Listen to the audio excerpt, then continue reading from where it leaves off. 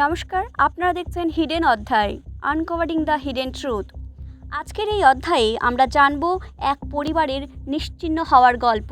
কীভাবে শোক, সন্দেহ আর প্রতিশোধের আগুন একজন মানুষকে পরিণত করেছিল ঠান্ডা মাথার হত্যাকারীতে। ভারুণ অরোরা, যিনি ছিলেন দিল্লির গ্রেটার কৈলাসের একজন নামী ও অন্যতম ধনী ব্যক্তি, তিনি রিয়েল এস্টেটের ব্যবসার সঙ্গে যুক্ত ছিলেন। 2016 সালে এক ধনী ও প্রভাবশালী ঘরের মেয়ে দিব্যার সাথে তিনি বিবাহ বন্ধনে আবদ্ধ হন। এক সুন্দর, সুস্থ, স্বাভাবিক জীবন কাটছিল বিয়ের প্রথম কয়েক বছর।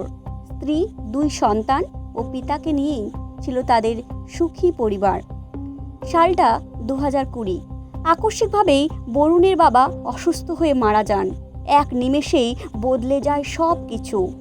বরুণ তার বাবার আকস্মিক মৃত্যুটা কোনোভাবেই মেনে নিতে পারেননি। তিনি ছিলেন তার বাবার অত্যন্ত কাছের। তাই এই ঘটনার পর বরুণ ভিতর থেকে একেবারে ভেঙে পড়েন। তিনি ক্রমশ চুপচাপ হয়ে যেতে থাকেন। বন্ধুদের সাথে যোগাযোগ ক্রমশ কমতে থাকে। নিজেকে গুটিয়ে নেন সব কিছু থেকে। ঘরের ভিতরেই বন্দি করে ফেলেন নিজেকে। দ্বিতীয় অধ্যায়। প্রখর গ্রীষ্মে শীতল ফুরফুরে বাতাসের মতো ঠিক এই সময়েও বরুণের জীবনেও বসন্তের হিমেল বাতাস খেলে যায়। তার স্ত্রী দিব্যা তৃতীয়বারের জন্য পিতার মৃত্যুর 3 মাসের মাথায় গর্ভবতী হন। বরুণের মনে এক দৃঢ় বিশ্বাসের জন্ম হয় যে তার বাবাই তার সন্তান রূপে পৃথিবীতে আসতে চলেছে। এদিকে দিব্যার শারীরিক পরীক্ষা করে জানা যায় এই সন্তান প্রসব করার সময় দিব্যার প্রাণের ঝুঁকি রয়েছে। তাই দিব্যা অ্যাবর্শন করানোর ইচ্ছা প্রকাশ করে, কিন্তু বরুণ তা কোনোভাবেই মানতে চায় না এবং কোনোভাবেই অ্যাবর্শন করার জন্য তিনি সম্মতি দেন না। অবশেষে দিব্যা তার বাপের বাড়ির লোকজনের সহায়তায় অ্যাবর্শন করান গোপনেই। কিন্তু এই ঘটনা বরুণের মনে গভীর ক্ষোভের জন্ম দেয়, আর এই ক্ষোভ থেকেই ক্রোধ ও সন্দেহের জন্ম হয়। তিনি সন্দেহ করতে শুরু করেন যে তার বাবার মৃত্যুর পেছনেও তাদেরই হাত আছে, কিন্তু বাস্তবে তার কোনো প্রমাণ ছিল না। কিন্তু বরুণের মনে যুক্তির জায়গা দখল করে নিয়েছিল প্রতিশোধ স্পৃহা। চতুর্থ অধ্যায়। এর পরপরই তিনি শুরু করেন পরিকল্পনা। তিনি ইন্টারনেটে সার্চ করতে থাকেন সহজ খুনের উপায়।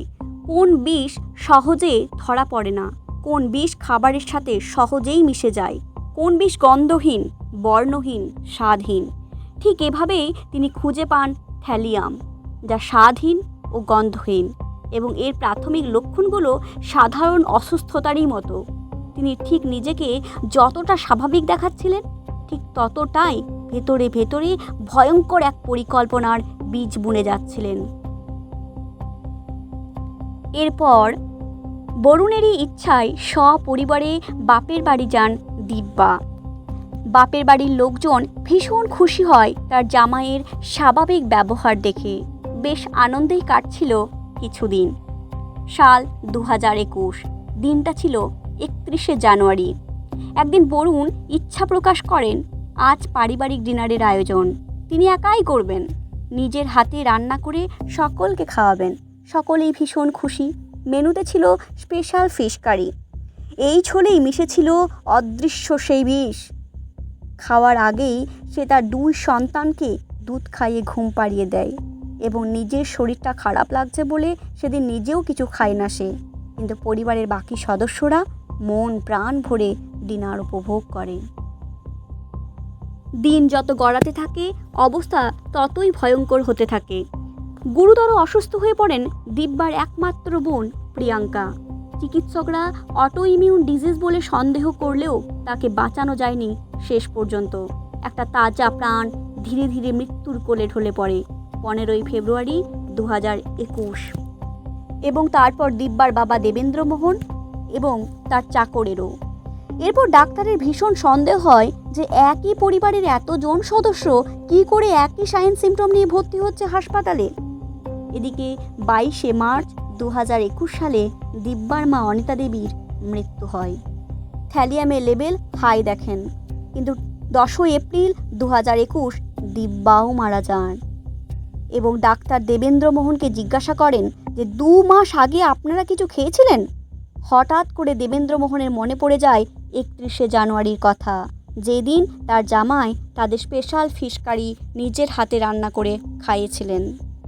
এরপর পুলিশ তাদের কাস্টাডিতে বরুণকে নেয় এবং তার সমস্ত ইলেকট্রিক্যাল গ্যাজেট সিজ করে এবং ফরেনসিক টিম তার সার্চ হিস্ট্রি চেক করে।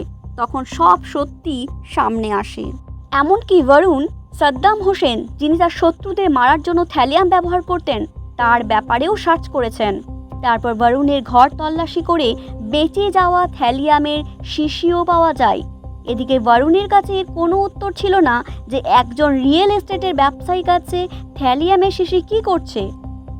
পরে সে কোর্টে স্বীকার করলে তার 2টি বাচ্চার টেক কেয়ার করার জন্য সে বারবার মুক্তির আপিল করে, কিন্তু কোর্ট সেটা রিজেক্ট করে।